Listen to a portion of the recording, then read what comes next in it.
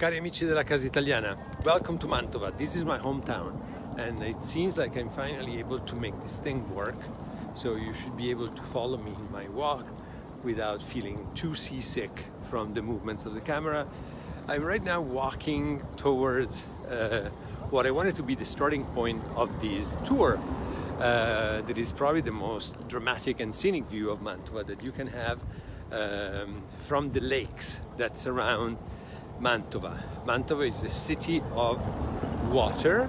I keep saying Mantova, as you know in English, you say Mantua because you adopt the Latin version of the name, Mantua. And so right now we are actually walking outside of the city limits, and you see in my background the towers, side of the cathedral, the Ducal Palace. We're gonna come back here, but I want to start with something special that I want to show you, and I will tell you about it in just a second. As you know, I am originally from the province of Mantua, from a small town called Bozzolo. It means cocoon because it was famous for the silkworms, for the silk industry. But it's about 15 miles from Mantova, so Mantova was my provincial capital. To me it was always a feast as a kid when finally my parents or my grandparents would bring me here. It was the city. It's a small city, it's about 50,000 people in a vastly agricultural part of Italy, very rich agriculturally for the production of cold cuts like prosciutti, salami, and grana padano and parmigiano reggiano. So the king of cheese are made around here. As you know, the recipe probably comes from the tradition of Benedictine monks. So we are approaching the part of the city I wanted to start with. So I hope you won't mind, you will definitely won't mind me changing the angle and showing you the landscape rather than my face. And here it is.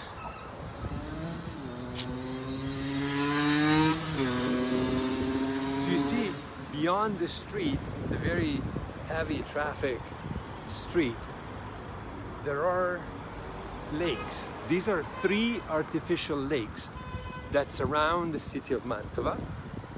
They're called Superior, Inferior, and Middle Lake. What is peculiar about these lakes that are originated by the Mincio River is that they are artificial lakes and they date back. I want to show you the bus. This is a city bus with frescoes of Giulio Romano in the back from the Sala di Amore e Psiche in Palazzo Te, and on the side there is a reproduction of La Camera degli Sposi that is right here in these beautiful building. So I was telling you about the lakes, right? So the lakes that surround Mantova are, as I told you, artificial lakes, and they're lakes that were built by this engineer called Alberto Pitentino in the 13th century. So they are like a sort of a masterpiece. You see, they surround the city.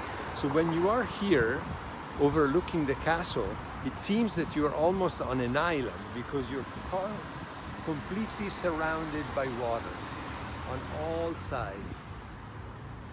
And it's actually not an island, but it's a peninsula of some sort, created by these 3 artificial lakes. Alberto Pitentino was commissioned by the city to build these artificial lakes to protect the city from the flooding of the Mincio River that would flood very regularly and destroy whatever it found in its course.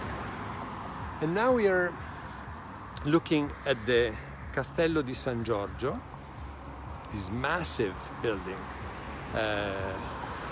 commissioned by the Gonzaga family to Bartolino da Novara, who was a military architect. And you see it's a very austere and in appearance very strong castle. The same architect, Bartolino, who did the Ducal Palace in Ferrara. So if any of you have been to Ferrara, you will recognize commonalities in the architecture. And those windows, right, the square windows in these corner tower, these two windows, as you see, are the windows where La Camera degli Sposi is. The beautiful, and here you see again, it's on the side of this bus.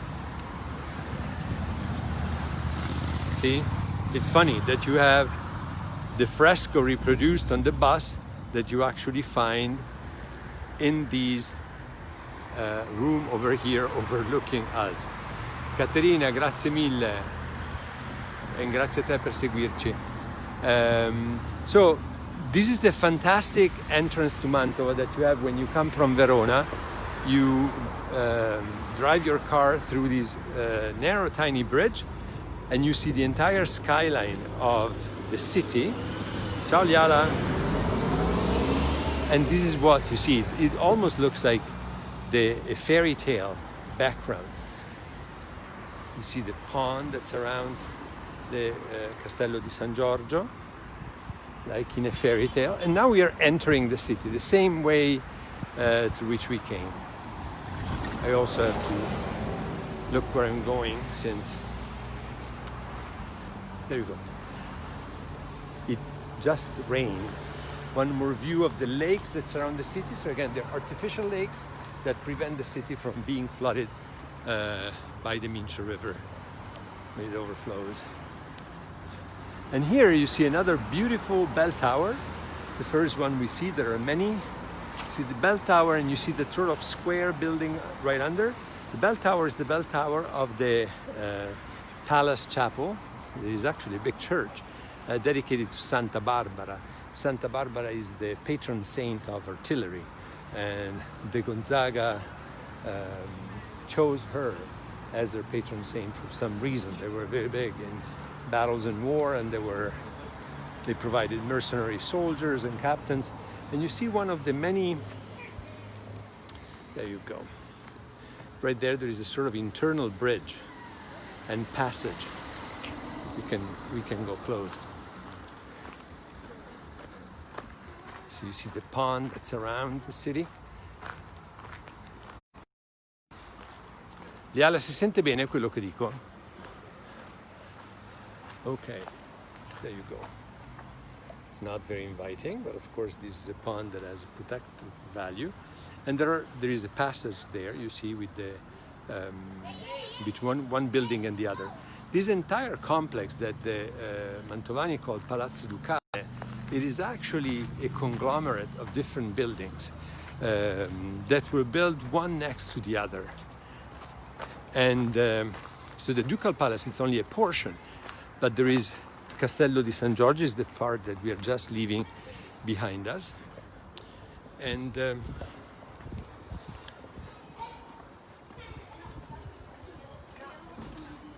now we are walking, and we have to our side another part of the palace. So one the other, and every family or family member of the Gonzaga family wanted to add some part to the palace. So it's outgrew, and it's definitely disproportionate as a ducal palace or a royal palace even for such a small city. I told you that right now it's about 50,000, but even in its heyday it was never a bigger city. Now, one little curiosity is the house of Rigoletto that you see right here. It's the Casa di Rigoletto. Of course, Rigoletto from Verdi's opera. It was not. It's a legendary character. Verdi got inspired by a French text called Le Roi s'amuse, and they decided to transfer it from the court of France to the court of Mantua. It was much less dangerous to have a Duke of Mantua, an distinguished branch of a royal family, much more than. And you see the statue of Rigoletto. This was actually the little house of the canons, La Casa dei Canonici. So we are just next to the cathedral, and you see that we entered Inferiata. But traditionally, this is the house that, according to Verdi's opera, was the house of Rigoletto and his daughter Gilda. And you see, I told you that I come from a small town called Bozzolo, and you see that right here there is one of the entryways to the palace is the Mercato dei Bozzoli. This is the most recent addition, so it was the silk marketplace. And on the other side of the street you have another access to the palace. There are several different ways to access the palace, and you start already seeing it from here, the magnitude of it. It's enormous. It's the second largest palace in Europe, second only to the Vatican. And you see, we enter here.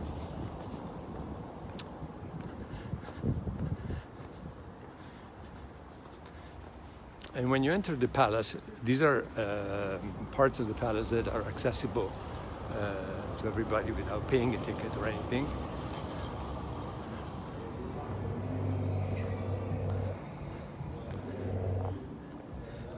And there are frescoes.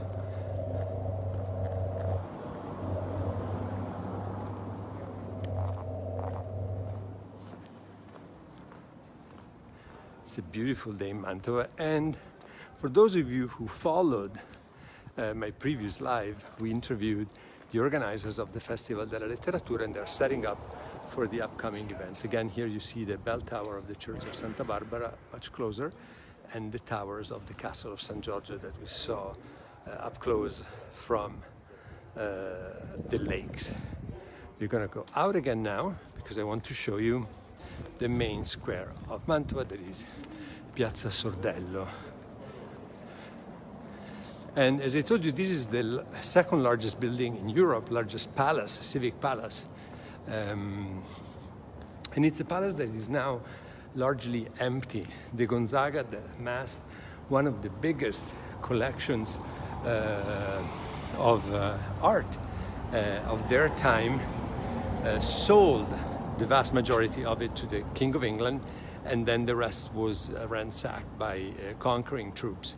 And it's now completely dispersed. The only works of art that remain in Mantova are the frescoes, only because at that time they had not found out yet the technique to detach them from the wall. And here you see a reproduction of probably one of the most famous works of art in Mantova. There is the Camera degli Sposi, and it's the Oculus, and it's by Mantegna, and you see these different putti, and courtesans, courtiers looking down at you while you admire the camera.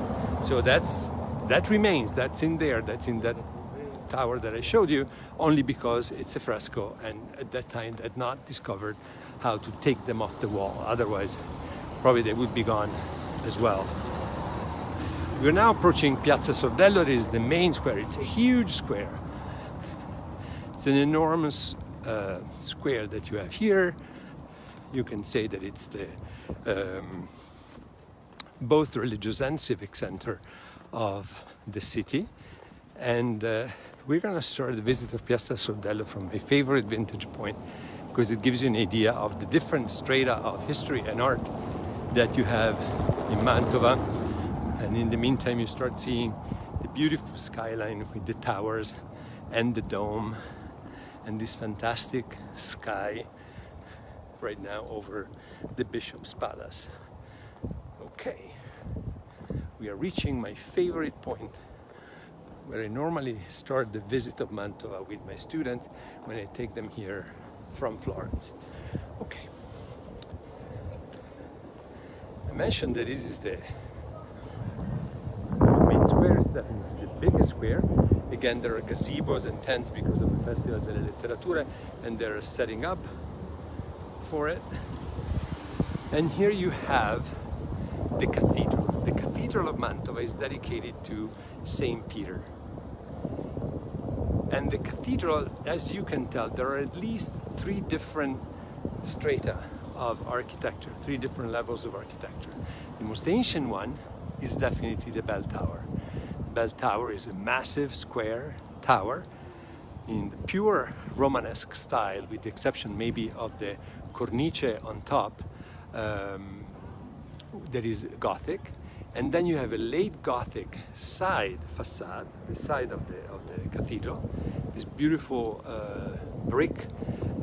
It's in the late Gothic Venetian style, with these very acute triangles and spires that seems to create almost a lace in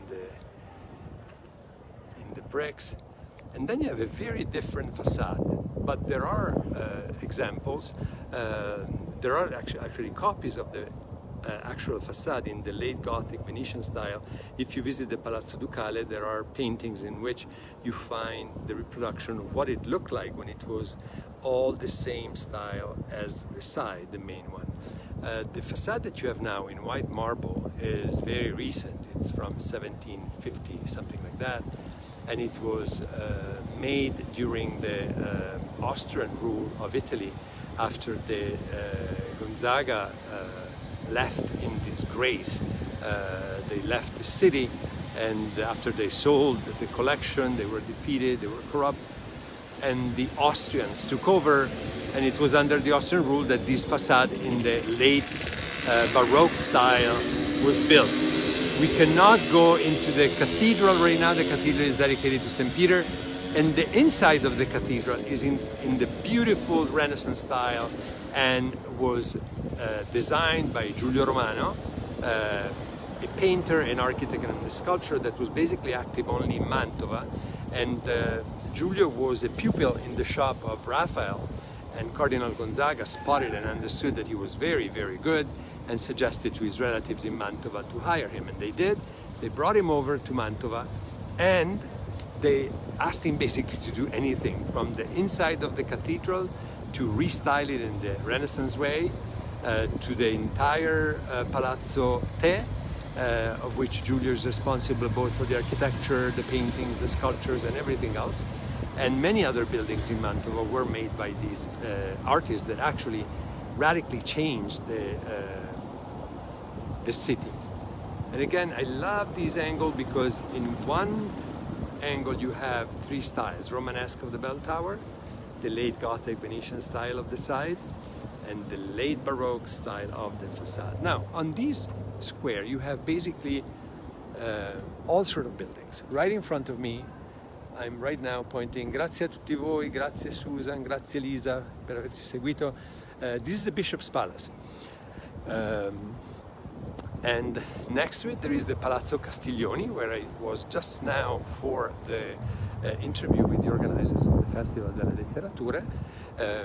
Castiglioni is the family Castiglioni, originally from the countryside, Casatico di Marcaria, and that's the family that gave birth to Baldassare Castiglioni, author of the Book of the Courtier, one of the most important Renaissance books that defines the famous word sprezzatura, the idea of being elegant without showing any effort at it, being naturally elegant. And next to it there is the Palazzo Bonacolsi. Bonacolsi was the family that was in charge of Mantova before the Gonzaga during a coup d'etat in the early 14th century took over. And right behind us we are living the Palazzo Ducale. We were inside it. We were inside the palace in that Piazza Castello that we entered. And inside there are gardens. See? There are public gardens that you can visit. But there are also suspended gardens, there are botanical gardens, there are gardens with officinal herbs. And this is the facade of the palace. And again, you can tell that there are so many different styles in this palace, because every generation added a part according to their own needs, according to their own taste. The visit to the palace takes quite a long time, even if, as I told you, most of the rooms are empty because the art collection was dispersed. Here there is a balcony, and that's a cage. They serve two very different purposes. That one was more to expose people that have been condemned for something, and this was more to actually witness celebrations and parades that would take place in the square. This very square was the theater where the coup d'etat of the Gonzaga against the Bonacolsi took place during a very bloody night of August, when the Gonzaga, that had been faithful allies of the Bonacolsi, decided to take over and to seize the power in the city. Mantova, as all the cities in northern and central Italy before, was a free commune, was a freestanding commune, meaning that it was self-regulating, sort of negotiating its allegiance between the Pope and the Emperor. There are outdoor cafes. Right there is, as you see, Area Archeologica. In recent excavations, a Roman house was found, and there are mosaic floors underneath. I'm not a big fan of that pink marble massive cube in the middle of the square, but that's my own problem. Here you see the tower.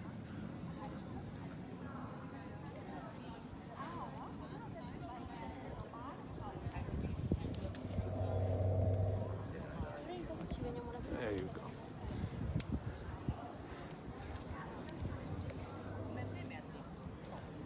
And here is a view of the square. Of course, the gazebos and the tents somehow limit our view of the majestic beauty of the square. But you know, they serve a purpose. In 2 days, the Festival Letteratura is going to start, and they are doing a great job, the organizers, in bringing authors here despite the COVID-19 emergency and by following all the rules.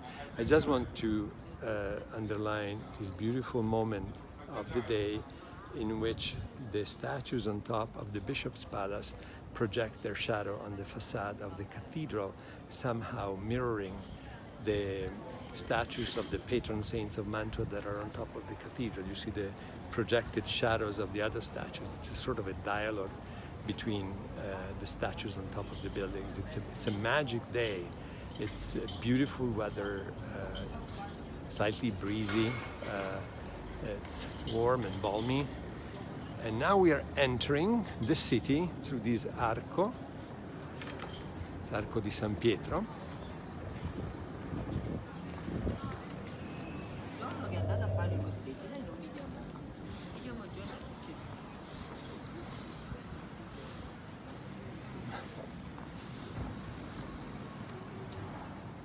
See, one of the features of Mantova is I portici, these porticos.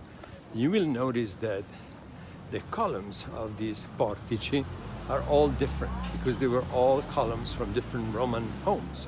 So they were not something that belonged to the city, but they belonged to the owner of the homes.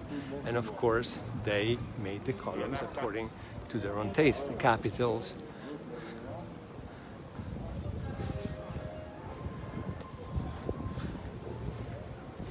there are works going on.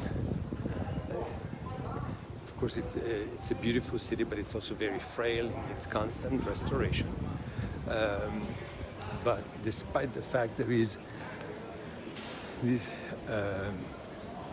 work in progress, I cannot resist, but I have to show you something just for a couple of minutes.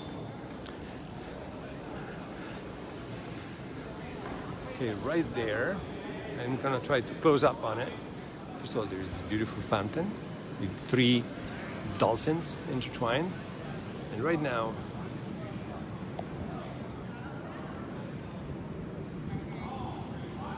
I just want to point your attention to that little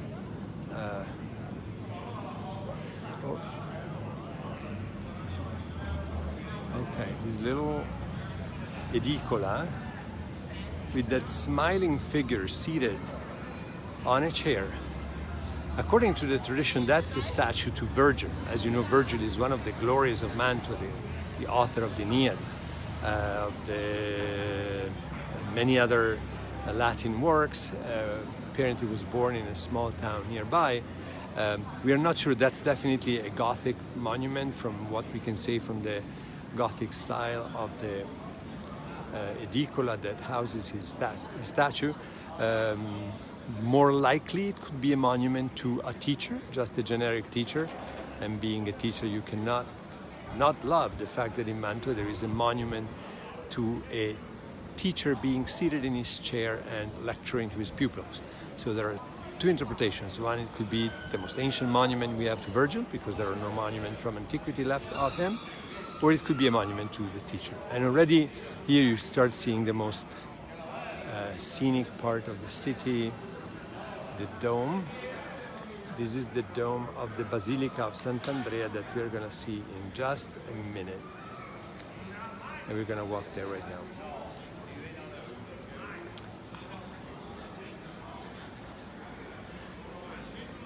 So the porticos create a sort of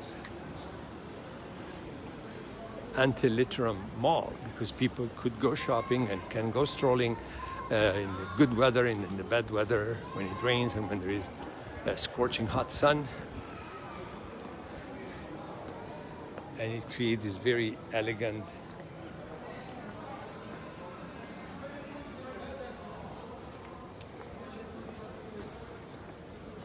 and there are of course stores and cafes and restaurants, and we move from one square to the other. The next square we are seeing, it's called Piazza delle Erbe, Herb Square, because it used to be the ancient site for the vegetable market. And talking about vegetables and food, we here see another marvel of Mantova, that is food. These beautifully colored things is mostarda. Mostarda is a kind of preserved fruit with a spicy, tangy aftertaste or taste. It's made with mustard seeds, so it can be very spicy, and it's perfect to accompany boiled meats or different kinds of cheeses. And you see it's also beautiful in color. It's a very peculiar taste.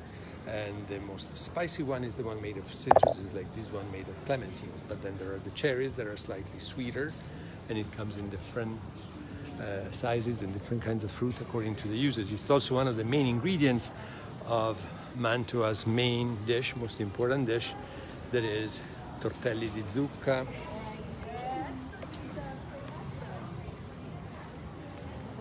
Here you see a beautiful display of different kinds of fresh pasta. Definitely there are the tortelli di zucca, tortelli di erbette, agnolini, tagliatelle, and all other sorts of pasta. I think it's a marvel just to look at. And right here, you have the sbrisolona, that is the dessert from Mantova. It's called the dessert of 3 cups. It's 1 cup wheat flour, 1 cup corn flour. There's 1 cup sugar. It used to be made with lard, and it's now made with butter. And then if you had it, you could add almonds. Otherwise, it was fine anyway. And then on top of it, another typical Mantuan cake is torta di tagliatelle. These are dried noodles, again with crumbled almonds and sugar. And then, of course, as I mentioned, cold cuts are the other specialty of Mantua. And you see salami here, and you see coppa right there. Typical wine of Mantua is Lambrusco. It's a sparkling red wine. Normally it's light and fruity, and it accompanies very well that kind of weird combination of taste that is the tortelli di zucca or the mostarda and so on. Here we see the Palazzo della Ragione. You see it's also under restoration. It's beneath this scaffolding. Palazzo della Ragione is witness to the time in which Mantova was a free commune.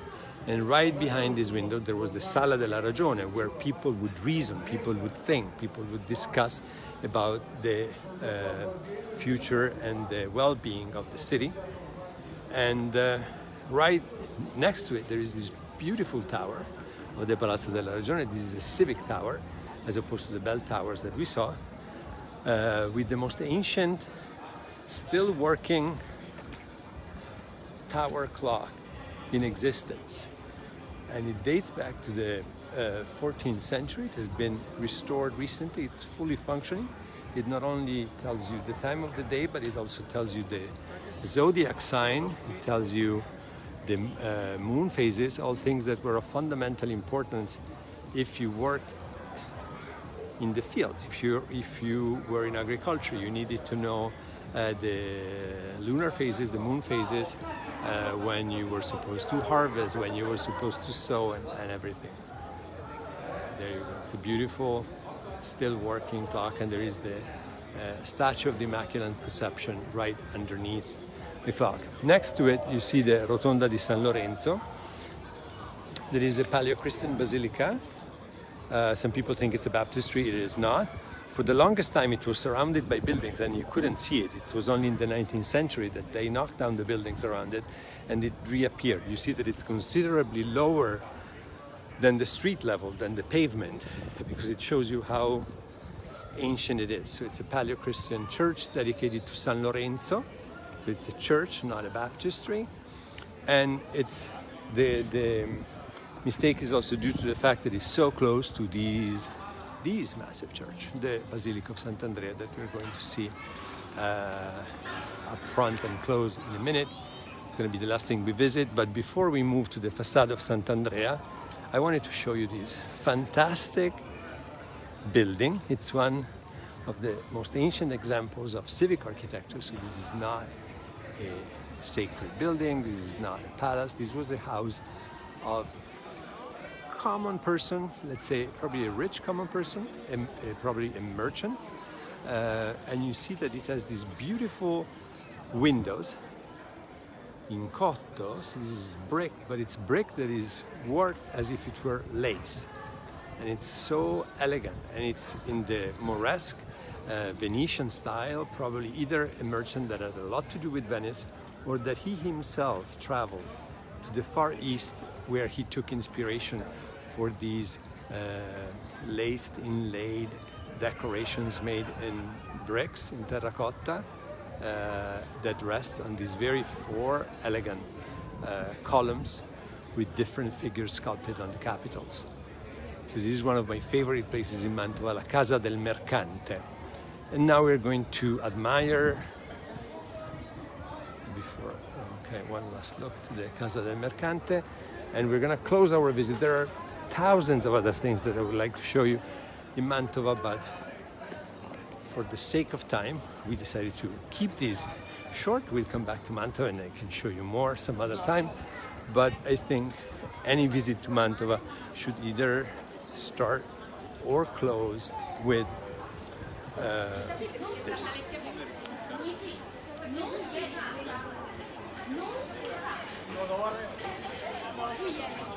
And this is the facade of the Church of Sant'Andrea, the Basilica of Sant'Andrea. You see next to the Basilica there is the bell tower. It's a beautiful example of Gothic architecture. The bell tower pre-existed the facade. The church was built by the order of the Gonzaga family that commissioned Leon Battista Alberti to build it in the Renaissance style, the style of the time. And Leon Battista Alberti here gives the best example of what Renaissance architecture is. Because basically what you see is not your traditional church facade. It's a triumphal arch. It's an arch of triumph, as the ones you see in the Roman Forum, attached to the church building. And this is exactly the idea of Renaissance architecture. You take a Roman model, you take a classical model, and you recycle it, you reuse it in a different way. The facade has just been restored. You see, it's a beautiful harmony of proportions and shapes, very geometrical, very simple, very pure. And again, it's a triumphant arch of the Roman times. Triumphant arch were built to welcome back triumphant generals after their campaigns, to welcome the emperors when he returned from a campaign. And in this case, it takes another meaning. In Christianity, it's the triumph of Christ over death that is celebrated in the Church of Sant'Andrea. And underneath the dome that we saw before, the tradition says that there is the relic of the blood that Jesus spilled from the cross and that touched the ground, and the centurion, Longinus, collected, put it in vases, and brought to Mantova. I say this, of course, with a little bit of caution, because, as you know, relics had a very complicated history. These one particularly had an even more troubled history, but around the 9th century, at the time of Charlemagne, the Pope recognized the authenticity of this relic, and therefore the fortune of Mantua started really around this proclamation of authenticity. It basically meant that it was the cult of the relics was authorized, and the building of a massive church was authorized. Of course, these churches we see it now came much, much later, about 6th century after. But even before, Mantua was considered like a very special place of devotion for Christianity because of the presence of the relic of the precious blood. So whenever you're wondering where the Holy Grail actually is, well, it is right here. Look no further. And we're now trying to enter. Ehi, ciao! That's my cousin. Sto facendo un live per la Casa Italiana. Fai un bel sorriso. Aspetta un attimo, ho già quasi finito. That's my cousin. Say hi, everybody. Arrivo. Vediamo, no, it's closed. It's locked. Well, we tried. Well, that gives me a chance to bring you back to Mantua at some other time. Again, we couldn't have hoped in a better closure of the visit. Now I have to say hi to my cousin, and I have my friend Beatrice, who is waiting for me for dinner. As I told you, food is one of the great things about Mantova, and even if I'm on a strict diet, unfortunately, I think I'm gonna have fun tonight. And I hope you enjoyed these mini walks through Mantova. There are so many other things I wanted to show you. If you haven't seen it, take a look at the live I just did before with the organizers of the Festival delle Letterature, and stay ready for the next walk with the director that is probably going to be from Florence, but stay tuned. Thank you.